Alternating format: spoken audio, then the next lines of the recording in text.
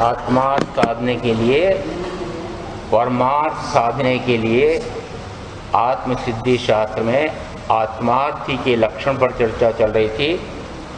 एक होय तरण काल में परमारथनो पंथ, प्रेरे ते परमार्थ ने ते व्यवहार समंत।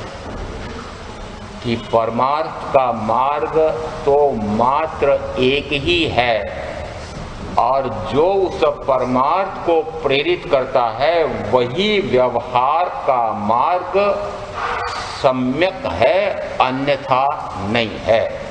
यहाँ प्रथमतः कहा परमार्थ का मार्ग तो एक ही है। कल गीता के संदर्भ में कुछ चर्चा हुई थी और उसमें आया था कि गीतावादी सांख्य मत वाले ऐसा मानते हैं कि साधक अपनी अपनी क्षमता के अनुसार अपनी साधना कर सकता है। मार्ग तो अलग अलग हैं परंतु मंजिल सबकी एक ही है और मंजिल यदि मोक्ष की है, यदि आत्मार्थ की है, तो वह आत्मार्थ साधने के लिए चाहे तो ज्ञान योग से साध ले, चाहे भक्ति योग से साध ले, चाहे कर्म योग से साध ले। कर्म योग से कैसे साधते हैं? तो कर्म जिस समय भारत में भी ऐसे धर्मावलंबियों ने बहुत सारे आडंबर पूर्ण क्रियाओं का आश्रय ले लिया था।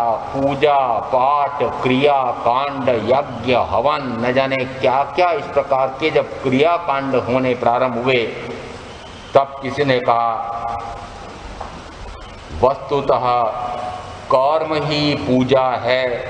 और कर्म ही पूजा यानी क्या?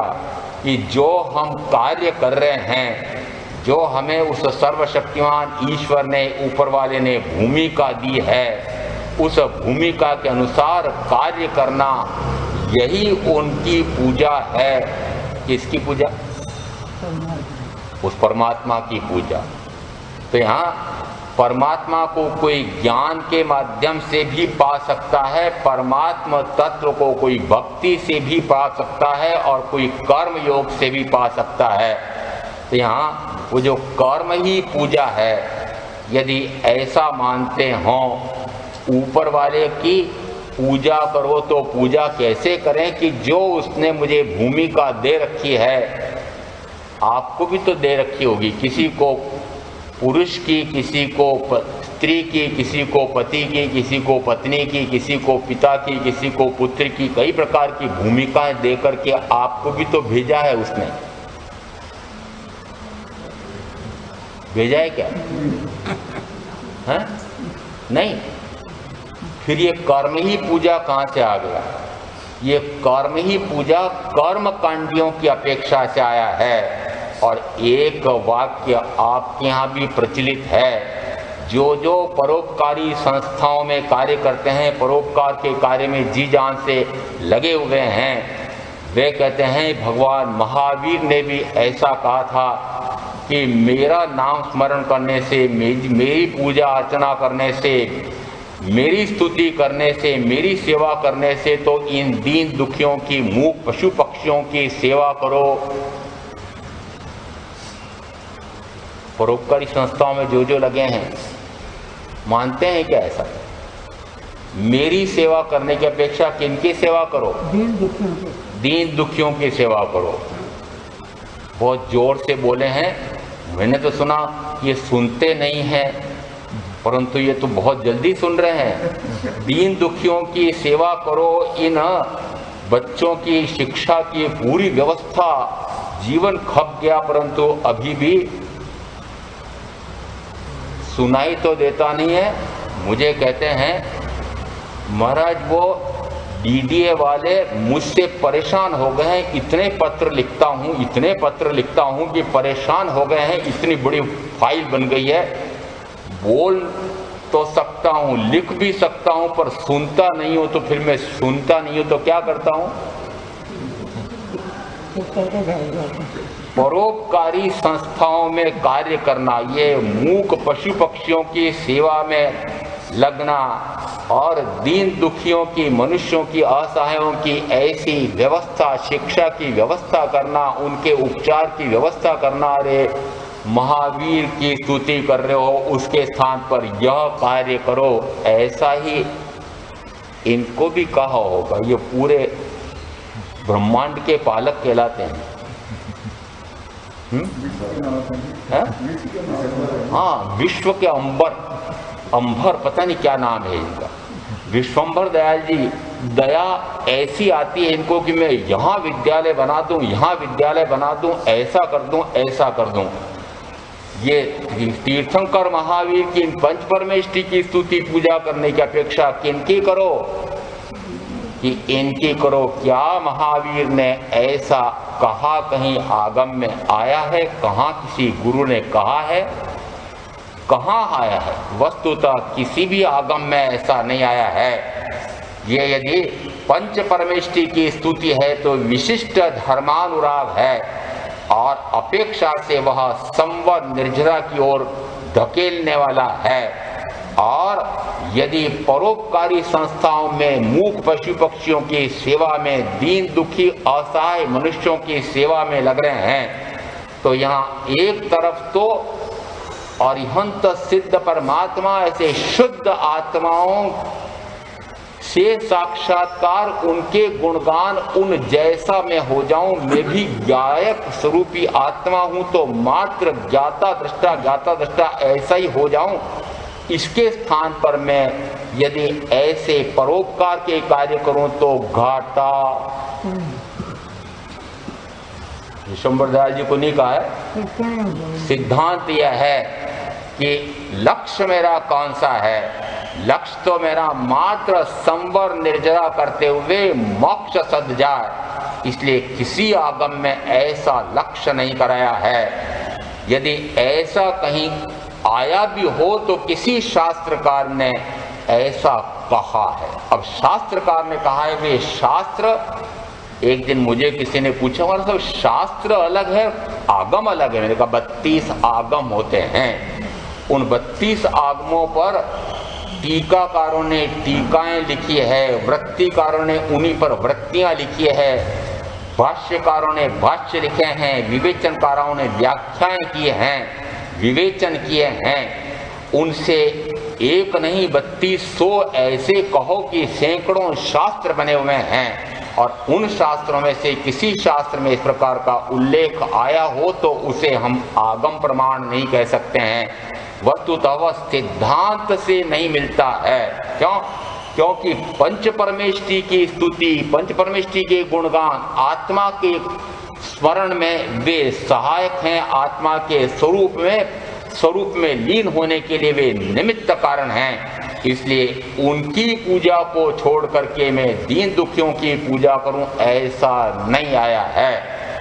संवर निर्जरा को छोड़ करके मैं मात्र पुण्योपार्जन में लग जाऊं, ऐसा नहीं आया है। तो यहाँ मार्ग तो भिन्न भिन्न है, परंतु मंजिल तो सबकी एक ही है। यहाँ कर्म योग से भी आत्मार्थ सिद्ध हो सकता है, वस्तुतः वह कर्म योग इस प्रकार का नहीं है। यदि शास्त्रकार में से एक शास्त्रकार ऐसा भी कहते हैं, ज्ञान क्रियाभ्याम मोक्ष, कि ज्ञान के साथ यदि क्रिया हो तो मोक्ष होता है। क्रिया कौन सी? तो अपेक्षा से भगवान महावीर को कर्मवादी कहते हैं। अब थोड़ी सी तुलना करना, कल जिनका उल्लेख किया था उनकी गीता में जो भी आया हो, आपके यहाँ पर हो सकता है इस प्रकार के भित्ति चित्र लगे हुए हों, यहाँ देखने में नहीं आए, परंतु यदि एक रथ है उसमें 4 सफेद चक बढ़िया घोड़े जुटे हुए हैं, पीछे गांडीधारी बैठे हुए हैं, सारथी कृष्ण महाराज हैं, एक तिकोने रंग का झंडा ऊपर फहरा रहा है, और फिर उस पर एक वाक्य लिखा रहता है, कर्मण्येवाधिकारस्तु मा फलेषु कदाचन, कि तू तो कर्म किए जा, फल की चिंता मत कर। और आगे मैं कह देता हूं कि फल तो मैं दे दूंगा, तू तो कर्म किए जाए। ये कर्म तीसरा कौन सा बताया था? कर्म योग से। तो कर्म योग से भी उस आत्मार्थ को, मोक्षार्थ को साध सकते हैं। तू तो कर्म किए जा, और यदि कर्म किए जा तो मुक्ति है। क्यों? महावीर भी तो यही कहते हैं। महावीर कर्मवादी हैं। महावीर कर्मवादी हैं कि नहीं? पहले तो ये बता दो, महावीर कर्मवादी हैं कि नहीं? भगवान महावीर ने कहा कि नहीं कहा कि अरे वस्तुतः जो कुछ फल जीवों को, मनुष्यों को प्राप्त होता है वह कर्मानुसार है, इसलिए महावीर को कर्मवादी कहते हैं। हाँ या ना? हाँ। किसी ने किसी से तो कहलवा दो, हैं? कर्मवादी हैं। किस अपेक्षा से हैं? कि ईश्वरवादी ऐसा कहते हैं कि जो कुछ फल देने वाला है, सुख देने वाला चाहे दुख देने वाला, जो भी फल देने वाला है, कर्म तो जीव ही करते हैं। कोई ऐसे ईश्वरवादी कह सकते हैं कि कर्म तो जीव ही करते हैं, पर उस कर्म के अनुसार फल ईश्वर देता है। तो जब कर्म ईश्वर, फल कौन देता है? कि ईश्वर फल देता है। तो मैंने कार्य मैं कार्य करूं, और ये इसको पंचायती क्या पड़ी है कि ये कहता है नहीं फल तो मैं दे दूंगा। महावीर कहते हैं अरे कर्म के अनुसार स्वतः ही फल मिलता है। कैसे मिलता है? कि मान लो आपने असावधानी की, और असावधानी से सड़क पर चलते हुए यदि टक्कर लग गई वाहन की दूसरे से, या पैर की ठोकर, एक छोटे से पत्थर गड़ा हुआ था, ऊपर उठा हुआ था, उससे ठोकर खा गए और गिर पड़े और हड्डियां टूट गई, तो फिर वह ईश्वर पत्थर,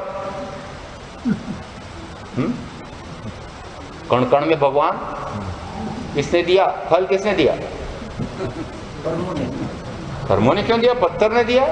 सामने तो दिखाई दे रहा है कि पत्थर की ठोकर लगी और उससे गिरे और हड्डियां टूटी है या मृत्यु हो गई है। तो यहाँ पर जिस समय उस पत्थर से, अन्य वाहन से और किसी से इस प्रकार से उसके कोई रोग आ जाता है, अंग भंग हो जाता है, मृत्यु हो जाती है, तो वह तो मात्र निमित्त है। यदि ऐसा कोई रोग आया है, अंग भंग हुआ है, तो उस समय कहा है, महावीर कहते हैं ये तुम्हारे ही पूर्वोपार्जित कर्म का फल है। कोई देवी देवता या अन्य कोई व्यक्ति किसी को भी इस प्रकार से सुख या दुख देता नहीं है। जीवों के जो दुख हैं वे भगवान क्या स्वकृत हैं कि परकृत हैं कि उभयकृत हैं? तो भगवान महावीर ने व्याख्या प्रगति सूत्र में आया है कि न तो ये परकृत हैं, न ये उभयकृत हैं, ये स्वकृत हैं।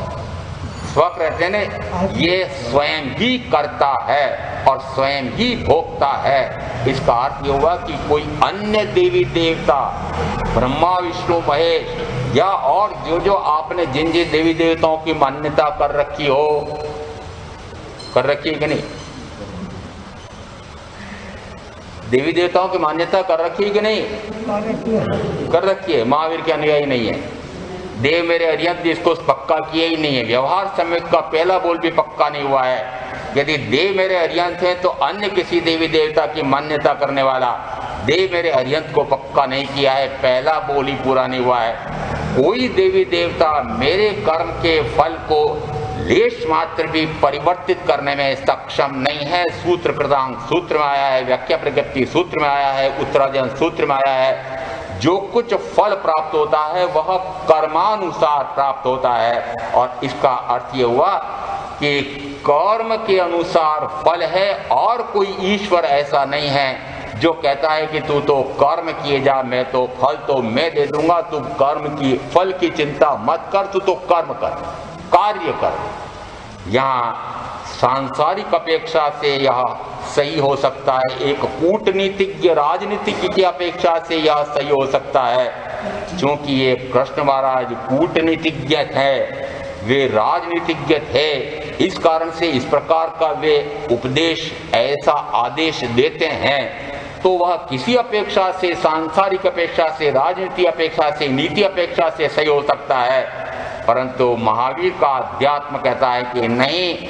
महावीर कहते हैं कि यदि कर्म करेगा तो बंद करके, कर्म कौन सा, यदि 18 प्रकार की पाप की प्रवृत्ति, 9 प्रकार की पुण्य की प्रवृत्ति, ये शुभाशुभ भाव आते हैं, उसके अनुसार बाह्य में क्रिया करता है, कर्म करता है, तो कर्म से तो, क्रिया से तो बंद है। और यदि बंद है तो मुक्ति है क्या? बंद है तो चतुर्गति में निरंतर भ्रमण है। तो फिर महावीर कर्मवादी कहां से हुए? महावीर तो अकर्म की बात करते हैं। कर्म तो कर ही मत, पूर्व में अज्ञान से, मिथ्यात्व के कारण, एक दूसरे के कारण मिथ्या मोहादि करके मैंने कर्म बांध लिए। और अब यदि मैंने तीर्थंकर महावीर के सद्गुरु भगवंत के मुंह से तत्व का स्वरूप समझ करके पक्का कर लिया है कि कर्म में ही स्वयं बांधता हूं, अपने ही स्वयं के शुभाशुभ भाव से, और यदि मैं अब कर्म का उदय आता है उस समय में इस प्रकार का उस कर्म के अनुसार जो वह करवाना चाहता है, कभी शुभ या कभी अशुभ, उस समय में शुभ या अशुभ ना करूं तो कहा मैं मुक्त होता हूं। तो शुभाशुभ क्रिया न करना, कर्म न करना, यह मुक्ति है। तो महावीर तो कर्मवादी नहीं अकर्मवादी हैं। वे तो अक्रिया में ले जाते हैं, अकर्म में ले जाते हैं, अकम्मा, निकम्मा, निष्क्रिय, अक्रिय साधना कहते हैं। इसलिए किसी एक अपेक्षा से महावीर को कर्मवादी कहा है। किस अपेक्षा से कहा है? कि ईश्वरवादियों की अपेक्षा से भगवान महावीर को कर्मवादी कहा है। ईश्वरवादी नहीं है, अवतार में नहीं विश्वास करते हैं।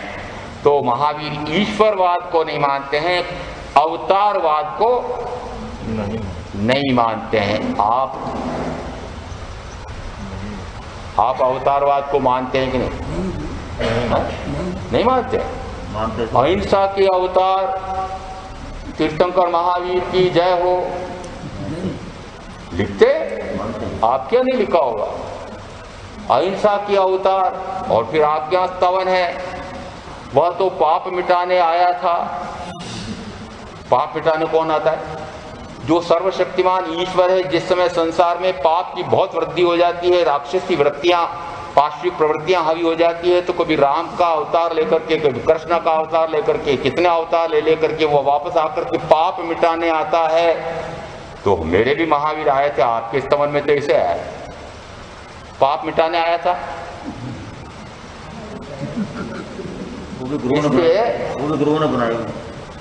गुरुओं ने बनाया, सावधान हो जाओ।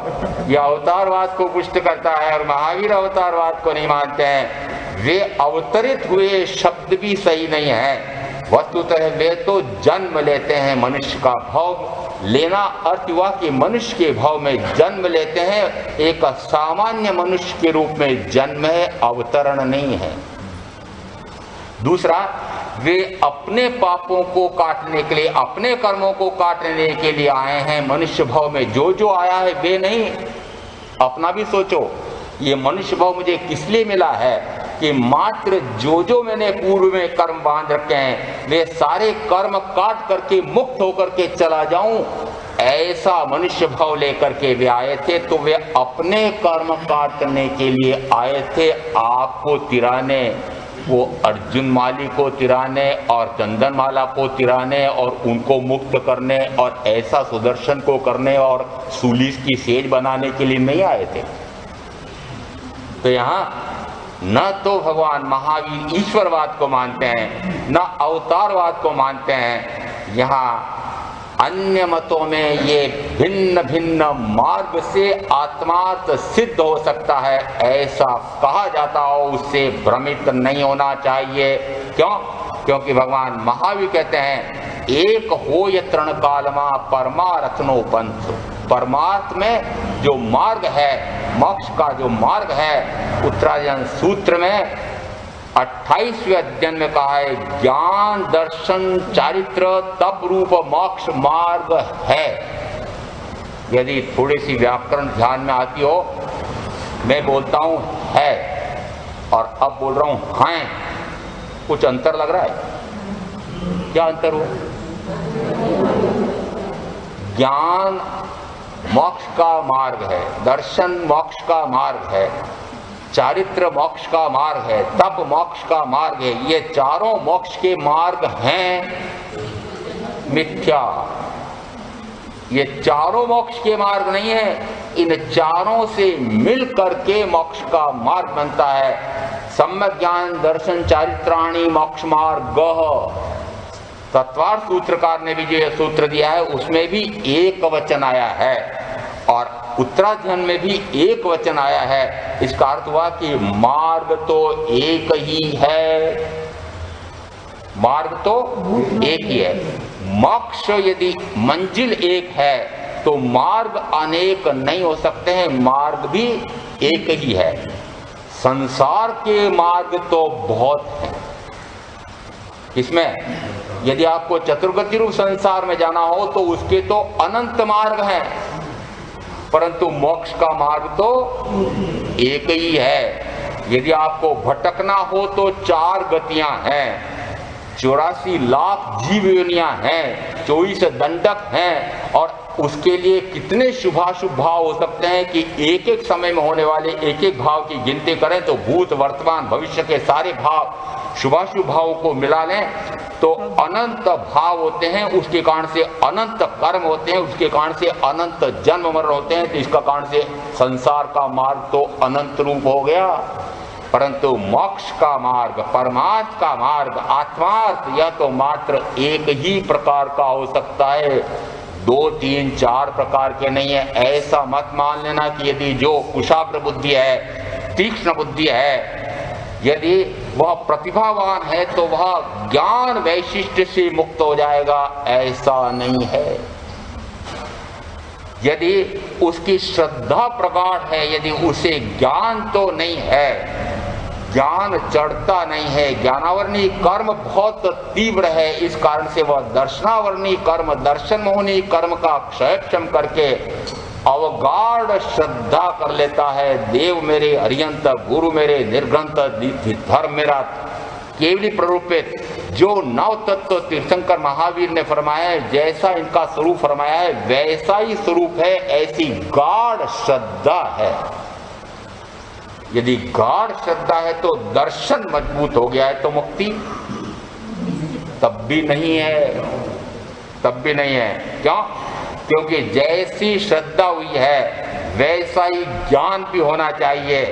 दोनों में अन्योन्याश्रित संबंध है, दोनों एक दूसरे के पूरक हैं। और तीसरा भी उसी के साथ साथ होता है। वह कौन सा? कि यदि ज्ञान आत्मा को आत्मा का हुआ है, दर्शन आत्मा को आत्मा का हुआ है, उस कारण से निरंतर आत्मा को ही जानना, आत्मा को ही देखना, तो फिर पर का देखना, पर में रमना बंद होता है। तो चारित्र भी उसके साथ जुड़ गया, वह सम्यक चारित्र है। और सम्यक चारित्र है इसका अर्थ है कि उपयोग निरंतर पर पदार्थ से हट करके, पर भाव से हट करके स्वभाव में आ जाता है। ये तीनों की युति संयुक्त हो जाते हैं और चारों मिल करके मोक्ष मार्ग बनते हैं। एकांगी कोई मार्ग नहीं हो सकता। महावीर का मार्ग एकांगी नहीं है, सर्वांगीण है। ये सभी बातें पूरी होनी चाहिए। यह हो सकता है कि किसी का ज्ञान में क्षयोक्षम इतना ना हो और वह दर्शन में विशुद्ध हो जाए और चारित्र की विशुद्धि कर ले। ज्ञान का क्षयक्षम शास्त्र ज्ञान मान लो बहुत अधिक नहीं है। एक स्थानांक सूत्र में इसी प्रकार की चौभंगी आई हुई है।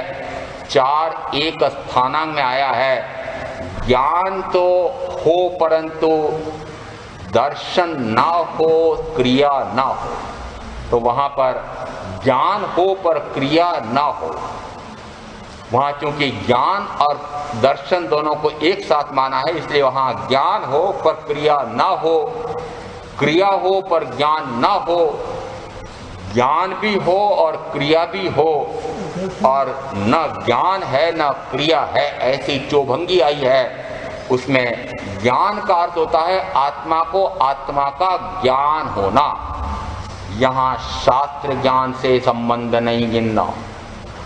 हो सकता है कि उसको शास्त्रों का तो खूब अध्ययन नहीं हुआ हो, इतना स्वाध्याय नहीं किया हो, ये सारे गति भंग आदि तो नहीं समझे हैं, परंतु मात्र इतना समझ लिया है कि मैं सिद्ध समान शुद्ध आत्मा हूं, ज्ञान दर्शन सुख वीर्य संपन्न शुद्ध चित शक्ति मात्र चैतन्य स्वरूपी आत्मा हूं। जैसे सिद्ध हैं वैसा ही मैं भी अनंत ज्ञान अनंत दर्शन अनंत चारित्र स्वरूप हूं, ऐसा जान ले। और ऐसा आत्मा किससे भिन्न है ऐसा जान ले तो कहा अशुचिमय, इस मलमूत्र की दुर्गंधों के भंडार, इस शरीर से मैं पूर्णतः भिन्न हूं, ऐसा जान लेना पर्याप्त है। यहाँ ज्ञान हो और फिर क्रिया कौन सी? क्रिया वह अक्रिया से संबंध है। क्रिया कौन सी? यदि मैंने जाना कि मैं ऐसा ज्ञान संपन्न जीव हूं तो दर्शन संपन्न भी हूं। दोनों में एकता है, जानना और देखना दोनों एक साथ है। यदि जानना और देखना दोनों एक साथ है तो क्रिया कौन सी होगी? मात्र जानना मात्र देखना। और जिस समय मात्र जानना मात्र देखना ऐसी क्रिया होगी तो कहा मोक्ष का मार्ग हो गया, मोक्ष के मार्ग पर आ गया है। वह मोक्ष का मार्ग तीनों की युति एक साथ चलते चलते मोक्ष रूपी फल प्राप्त होता है। इसलिए यहाँ कहा परमार्थ का मार्ग तो एक ही हो सकता है, धर्म तो एक ही हो सकता है, धर्म के भिन्न भिन्न रूप नहीं होते हैं। दो प्रकार के धर्म तो आगम में भी आए हैं, एक आगार धर्म है, एक अणगार धर्म है। धर्म के दो भाग होते हैं। धर्म तो वस्तु का स्वभाव आत्मा का स्वभाव ज्ञान है, जानना है। तो यहाँ पर स्वभाव दो हो सकते हैं क्या?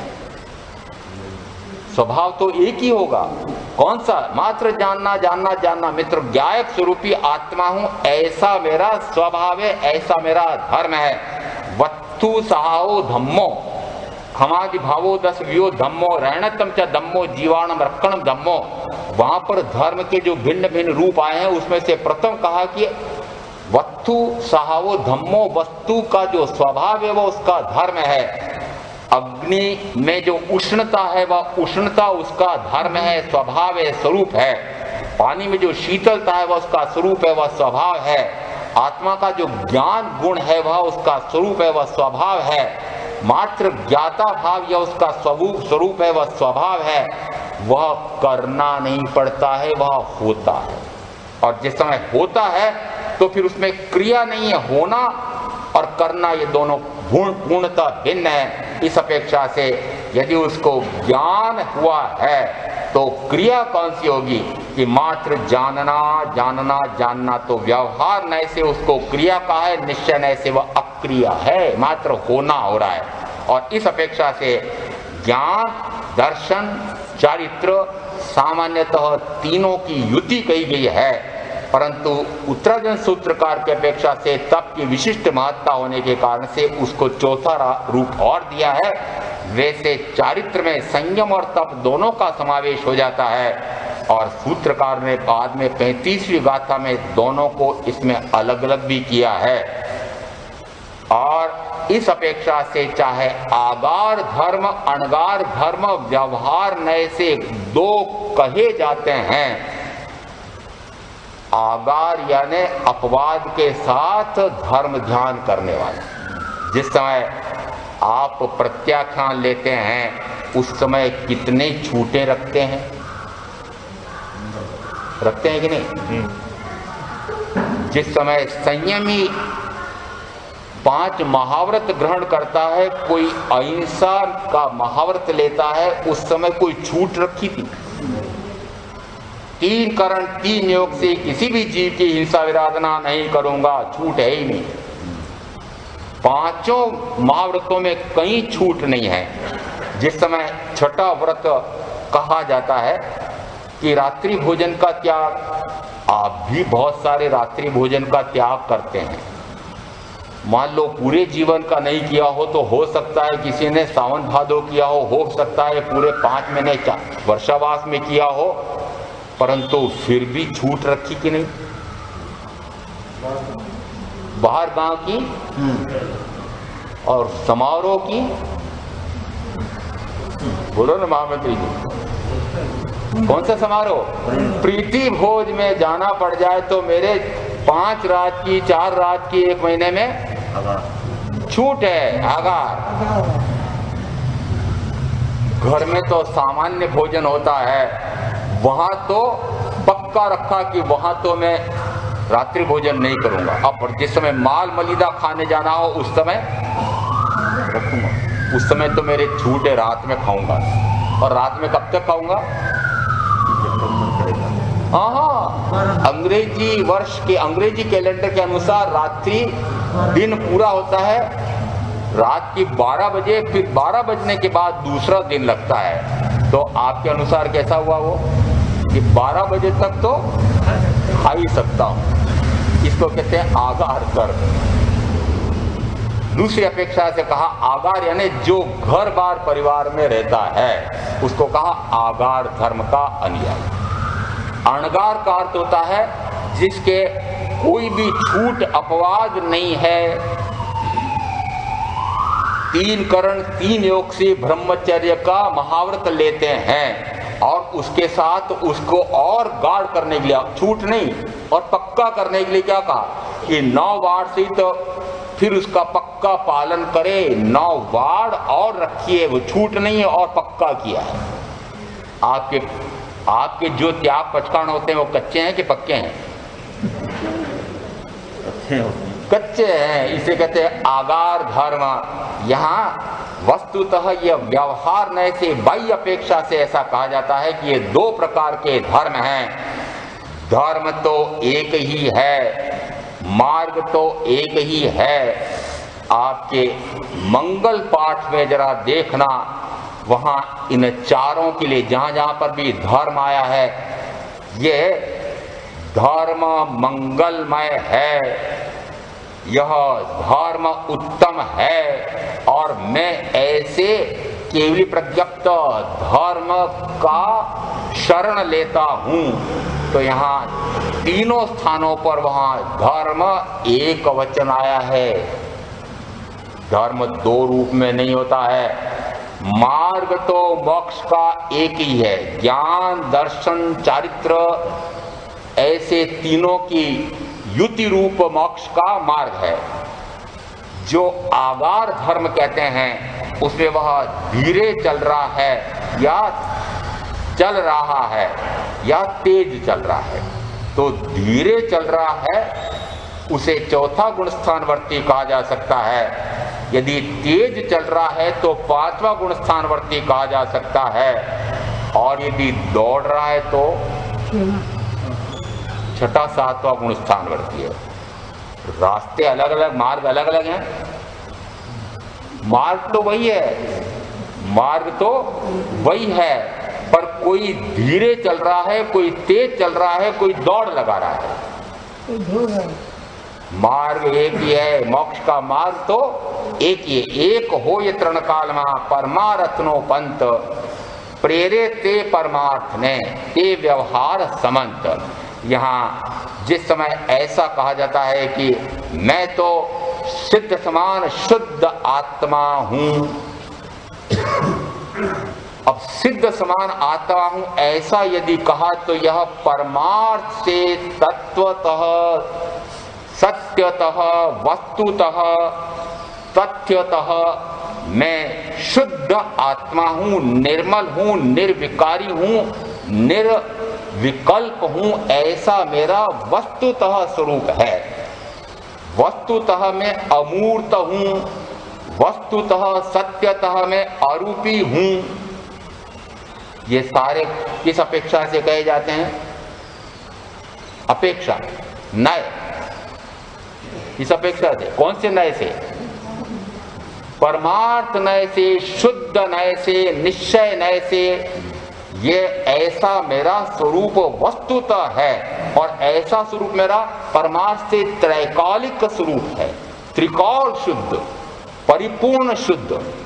जिस समय यदि परिपूर्ण शुद्ध ऐसा कहा गया तो फिर प्रश्न खड़ा होता है कि यदि परिपूर्ण शुद्ध हूं तो फिर शास्त्रों में यह भी आया है कि मैं कभी पृथ्वी, पानी, अग्निवायु, वनस्पति ऐसे स्थावर काय में कभी मैं पर्याप्त, कभी अपर्याप्त, कभी मैं समूर्छिम, कभी मैं ऐसा एक इंद्रिय के स्थान पर 2, 3, 4, 5 इंद्रिय तिर्यंच, और कभी मैं देव, कभी नारकी, कभी मनुष्य। ये किसके रूप है? तो कहा व्यवहार नय से ये भी जीव के ही रूप कहे जाते हैं, ये जीव ही है, परंतु व्यवहार नय से, क्योंकि इसने अभी मूर्त वर्ण गंध रस स्पर्श वाले इस पौद्गलिक शरीर का संबंध कर रखा है पूर्व के कर्मों के कारण। इसलिए कहा जाता है कि यह शरीर मूर्त है, यह काला है, यह गोरा है, ऐसा कहा जाता है। वस्तुतः यदि निरंतर वह राग आदि कर रहा है तो कहा जाता है कि वह राग कर रहा है, वह रागी है। तो व्यवहार नय से रागी है, निश्चय नय से वीतराग स्वभावी है। निश्चय नय से मैं निर्विकारी हूं और व्यवहार में रागादि विकार रूप हो रहा हूं। तो यहाँ पर दोनों बातें सत्य हैं, पर दोनों बातें सत्य होते हुए भी एक साथ कैसे कहूँगा कि मैं निर्विकारी हूँ? जिस समय मैं निर्विकारी हूँ ऐसा कहूँगा, उस समय विकार, दोनों दो बातें एक साथ तो नहीं बोल सकता ना। तो एक एक गुण को, द्रव्य में रहे हुए अनंत गुण हैं, प्रत्येक द्रव्य अनंत धर्मात्मक है। एक गुण को जब मैं प्रकट करूँगा उस समय में एक नए से, एक अपेक्षा से करूंगा। दूसरा गुण विरोधाभासी गुण, इस आत्मा की बड़ी विचित्रता है कि इस आत्मा में विरोधाभासी गुण है। यह पूर्ण निर्विकारी, परिपूर्ण शुद्ध भी है और पूर्णतः अज्ञान अंधकार से घिरा हुआ भी है। अनंत काल तक रहा, अनंत काल से मैं शुद्ध आत्मा भी, अनंत काल से मैं पूर्णतः अशुद्ध आत्मा भी। इसका अर्थ है कि अशुद्धि ऊपर से आई हुई है, शुद्धता ढकी हुई है। शुद्धता मर नहीं गई है, नष्ट नहीं हो गई है। एक अंश में भी वह शुद्धता, ज्ञान में, दर्शन में, सुख में, वीर्य में एक अंश में भी कमी नहीं होती है। इसलिए निश्चय नय से तो मैं ऐसा शुद्ध ही हूं, परंतु व्यवहार नय से कहा जाता हूं कि रागादि हो रहा हूं, व्यवहार नय से कहा जाता है कि कर्मादि रूप हो रहा हूं। यहाँ इन तीनों संयोगों से मैं पूर्णतः भिन्न अयोगी आत्मा हूं, ऐसा जिस समय निश्चय होता है तो उस निश्चय से जो तत्व का स्वरूप, आत्म तत्व का स्वरूप मैंने समझा है वह तो परमार्थ। अब उस परमार्थ को जो प्रेरित करे, उस परमार्थ की ओर जो ले जाए, वह सन्मार्ग व्यवहार नय से ऐसा कार्य करो कि तुम उस रागादि से परे हो जाओ। तो रागादि से परे होने के लिए भी कोई क्रिया, प्रवृत्ति से परे होने के लिए भी क्रिया। अब प्रवृत्ति से परे होने की क्रिया कौन सी होगी? निवृत्ति। तो महावीर का मार्ग कौन सा हुआ? निवृत्ति, प्रवृत्ति पूर्वक निवृत्ति। निवृत्ति भी क्या बन गई है? प्रवृत्ति। यदि मैंने हिंसा, झूठ, चोरी, मैथुन, परिग्रह, इन 5 पापों से निवृत्त होने का महाव्रत ग्रहण किया है, अब क्या कर रहा हूं? ऐसा कार्य करूं कि जिससे मुझे ये 5 प्रकार के पाप, अन्य प्रकार के पाप में न जाना पड़ जाए। ऐसा पाप का कार्य न कर बैठूं। तो पाप का कार्य न कर बैठूं, उसको कहा निवृत्ति। तो निवृत्ति मूलक प्रवृत्ति, जो प्रवृत्ति निवृत्ति में ले जा रही है, जो प्रवृत्ति निवृत्ति में ले जा रही है, वह प्रवृत्ति भी निवृत्ति बन जाती है। क्यों? क्योंकि उसका लक्ष्य क्या है? लक्ष्य निवृत्ति है। लक्ष्य मेरा है कि वह परमार्थ से जैसा मेरा शुद्ध स्वरूप है, वह शुद्ध स्वरूप प्रकट हो जाए। तो फिर अशुद्धि को मिटाने का जो कार्य हो रहा है वह कार्य भी तब सार्थक माना जाता है कि उस अशुद्धि को मिटा करके शुद्ध हो जाए।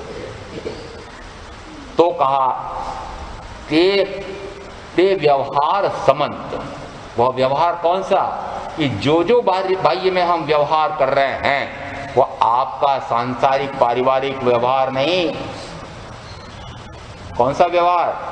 जो उस परमार्थ को प्रेरित करे, सिद्ध करे, आत्मा की सिद्धि करे, आत्मा की रिद्धि प्रकट हो जाए, आत्मोपलब्धि हो जाए, वह परमार्थ जिससे सिद्ध हो जाए वह करना, और वह करना ही कहलाता है वह ते व्यवहार समंत।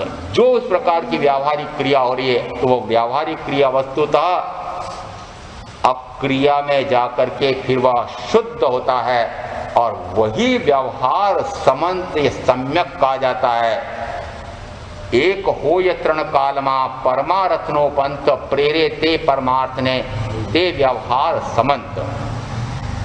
एक तीर्थंकर और दूसरे तीर्थंकर में कोई भी तत्व संबंधी अंतर नहीं होता है, मार्ग एक ही है। चाहे वर्तमान में इस अवसरपणी के भगवान ऋषभदेव में ने जो कहा होगा, सारे के सारे महावीर तक के तीर्थंकरों ने ऐसा ही कहा होगा। पूर्व के 24 में जो कहा होगा वह वर्तमान के 24 वाले कहते हैं, जो वर्तमान के 24 ने कहा है वही भविष्य में कहने वाले होंगे। कभी भी भेद नहीं होगा।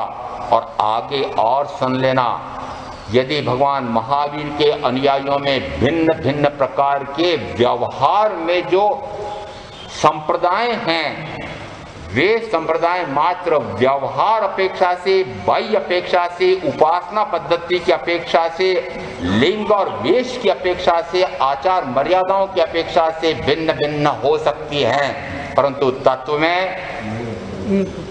तत्व में कोई भेद नहीं। क्या दिगंबर जिस समय आत्मा का स्वरूप बताएंगे श्वेतांबर से भिन्न हो सकता है? नहीं।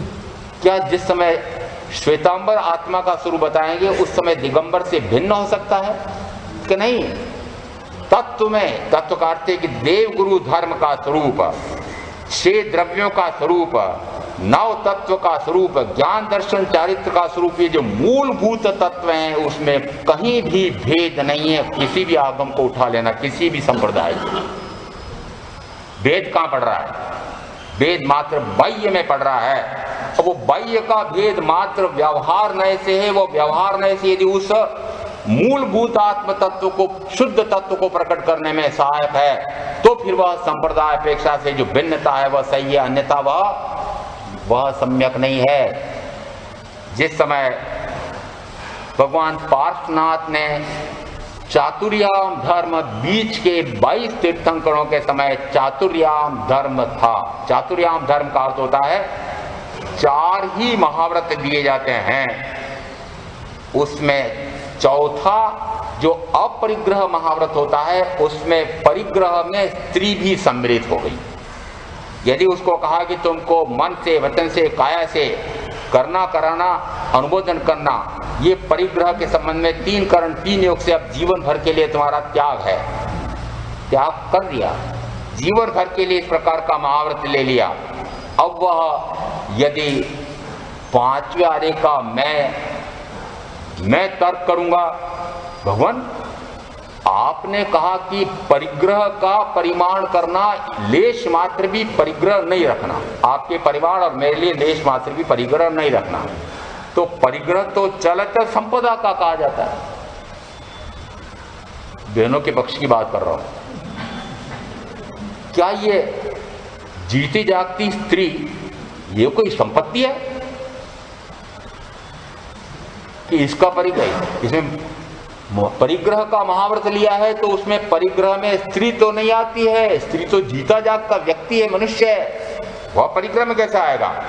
ऐसे कुतर्की को ध्यान में रखते हुए फिर महावीर ने कहा नहीं है, ये स्त्री का परिग्रह तो अलग करना पड़ेगा। तो फिर कौन सा व्रत और बढ़ाया गया? कि फिर कहा कि तुम 3 करण 3 योग से ब्रह्मचर्य का भी पालन करोगे तो चातुर्याम धर्म के स्थान पर 5 महाव्रत रूप धर्म स्थापित किया। यहाँ पर वो चातुर्याम धर्म था, ये 5 महाव्रत रूप धर्म है, तो धर्म के 2 रूप हो गए। यह बाह्य व्यवहार से है, मात्र मर्यादा संबंधी है। ये उस शुद्ध आत्मस्वरूप को प्रकट करने के लिए मैं बाह्य में जो प्रवृत्ति कर रहा हूं, निवृत्ति पूर्वक, निवृत्ति परक जो प्रवृत्ति कर रहा हूं, वो प्रवृत्ति कैसी होगी? तो यह द्रव्य क्षत्र काल भाव के अनुसार होगी। जैसा देश होगा, जैसी स्थिति होगी, जैसी परिस्थिति होगी। 250 वर्षों के अंतराल में भी इतनी स्थितियां विकृत हो गई कि तीर्थंकर महावीर को फिर एक ब्रह्मचर्य महाव्रत को अलग करना पड़ा, उसको सर्वाधिक महत्ता देनी पड़ी। सर्वाधिक महत्ता ने यहाँ तक मानना कि प्रश्न व्याकरण सूत्र में 5 प्रकार के संवर आए हैं। अहिंसा संवर्तवार, सत्य संवर्तवार, अचौर्य संवर्तवार, ब्रह्मचर्य संवर्तवार और अपरिग्रह संवर्तवार। उसमें 4 के लिए तो आया है कि वह स्वर्ग का दाता है, यह अशुभ को रोकने वाला है, पुण्योपार्जन शुभ कराने वाला है, परंतु ब्रह्मचर्य के लिए कहा यह मोक्ष प्रदाता है, अक्षय पद दाता है, जन्म मरण को मिटा देने वाला है। कितना महत्वपूर्ण हुआ ये ब्रह्मचर्य, इतना महत्वपूर्ण माना गया। और इसलिए भगवान महावीर ने मात्र 250 वर्षों के अंतराल में परिवर्तन कर दिया। क्या तत्व में परिवर्तन हुआ? नहीं। और परिवर्तन बीच के 22 तीर्थंकरों के काल में जो संयम साधना करते थे, चाहे मुख्यतः यहाँ पर सर्वरीति संयमियों के लिए आया है कि वे जिस समय कोई भी अतिचार दोष पापाचरण हो जाता तो वे तुरंत उसको धिक्कारते थे। वे इतने सजग साधक होते थे कि उन्हें तुरंत स्मरण में आ जाता था, ओ मेरे ऐसा दोष लग गया है, महाव्रतों में ऐसा अतिचार लग गया है, तुरंत वे धिक्कारते थे। स्वयं आलोचना, फिर अन्य साधकों को सामने निंदना और गुरु के समक्ष प्रतिक्रमण के बाद खड़े होकर के कि भगवान मेरे से आज ऐसा अतिचार दोष लग गया है, तुरंत तो उसका पश्चाताप करते थे। यदि प्रतिक्रमण करने का प्रावधान था ही नहीं, कहाँ भगवान पार्श्वनाथ के समय उभयकालीन प्रतिक्रमण संयमियों के लिए भी विधान था ही नहीं, परंतु अब प्रमादी साधु हो जाएंगे, कुतर्की साधु हो जाएंगे, वक्र और जड़ता बढ़ती जाएगी, वक्रता और जड़ता बढ़ती जाएगी। कब? वक्र यानी तर्क वितर्क करने वाले, कुतर्क करने वाले में, और जड़ बुद्धि यानी बुद्धि भ्रष्ट हो जाती है, जड़ता आ जाती है, उसको कहते हैं जड़ बुद्धि। बीच के 22 तीर्थंकरों के शिष्य कैसे होते थे कि ऋजु यानी सरल प्रकृति के होते थे, और दूसरे अपेक्षा से प्राज्ञ यानी वे ऐसी प्रज्ञा, चक्षु प्रज्ञा शक्ति वाले होते थे कि उनको मात्र संकेत से समझ में आ जाता था। मुझे तो संकेत से समझ में नहीं आता है, इसलिए छेद सूत्रों में इतनी बारीकी से, इतने विस्तार से मुझे समझाया गया कि ऐसा करना, ऐसा मत करना। विधि निषेध के लिए वहां पर ऐसे भद्रबाहु प्रथम उन्होंने 3 आगम इसलिए रचे कि अरे हे संयमी साधु साध्वी, तुम ऐसा करना, ऐसा मत करना। ये इस प्रकार के बीच के 22 तीर्थंकरों के लिए थे ही नहीं। उनमें इतनी प्रज्ञा शक्ति थी कि उनको मात्र संकेत कर देते थे और वो तुरंत सुधार लेते थे। 250 वर्षों में भगवान महावीर ने ये परिवर्तन कर लिया। तत्व में कोई अंतर नहीं हुआ, बाह्यचर्या में व्यवहार नए से उस शुद्ध स्वरूप को, आत्म स्वरूप को प्रकट करने के लिए भिन्नता हुई है। उसका यह अर्थ मत ले लेना कि भिन्नता क्यों हो गई। पूर्व में 23वां अध्ययन उत्तराध्ययन सूत्र का स्पष्ट करता है कि बहुमूल्य वस्त्र भी रखते थे, रंग बिरंगे वस्त्र भी रखते थे। और तीर्थंकर महावीर ने कहा नहीं, तुम न तो रंग बिरंगे रखोगे, न बहुमूल्य वस्त्र रखोगे, सादे सफेद वस्त्र रखोगे। यदि वस्त्र रखना भी है तो, न रखना हो तो मत रखो। जिस समय ऐसा क्यों कहा, बीच के इतने ऋजु सरल प्रकृति के होते थे, बीच के 22 तीर्थंकरों के, और इतने बुद्धिमान होते थे, प्रज्ञ होते थे कि वे बहुमूल्य हों तब भी उसमें आसक्त नहीं होते थे, रंग बिरंगे हों तब भी उसमें आसक्त नहीं होते थे। और अब मुझे छूट दे दी जाए तो बढ़िया से बढ़िया आपको भी मात दूं, इस प्रकार के वस्त्र रख सकता हूं। क्यों? क्योंकि आपको तो फिर भी कमाना पड़ता है। आपको यदि 50,000 की, लाख रुपए की वो शाल खरीदना हो तो थोड़ा सा विचार करना पड़ेगा। मामदरी बताओ, विचार करना पड़ेगा कि नहीं? नहीं, बहुत महंगी है। और मेरे पास यदि वो 50,000 लाख रुपए की शाल आ जाए तो मुझे कोई कमाना पड़ रहा है, फिर आपको मात दे दूंगा कि नहीं? इसलिए कहा कि अरे 5वें आरे के साधु, तुम ऐसा मत करना, महंगे वस्त्र भी मत रहना और बिल्कुल सादा सफेद वस्त्र रखना, कीमती मत रखना। ये परिवर्तन बाह्य अपेक्षा से है। इसलिए कहा एक होय तृण कालमा परमारथनो पंथ प्रेरे ते परमार्थ ने ते व्यवहार समंत। उस परमार्थ नय से, शुद्ध नय से, निश्चय नय से, जो आत्मा का शुद्ध से शुद्धतम परिपूर्ण शुद्ध आत्मा का स्वरूप प्रकट करने के लिए जो बाह्य में व्यवहार नय से आचार मर्यादाएं नियम प्रतिपादित किए जाते हैं, वे उस परमार्थ को सहायता करने के लिए होते हैं। वही व्यवहार सम्यक्त्व है। ऐसा तत्व का स्वरूप समझ करके मैं आप जो साधना करेंगे उनका